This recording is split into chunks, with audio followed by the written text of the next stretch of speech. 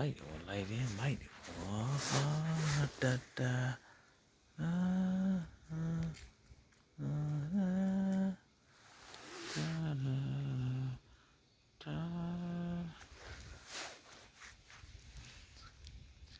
ဥကကောဖြစ်တာဒီမွေးဟာ ဘွေးပါဘူး မွေးရယ် ဟုတ် ည လား ခံပြီးတော့မွေးကြည့်တာဒီလိုမွေးကြည့်တယ်မွေးရယ်မွေးရယ်လား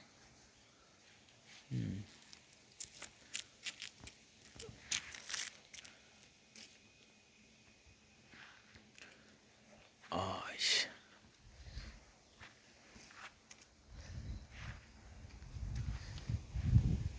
ိုး မွေးရယ်လေဒီမှာ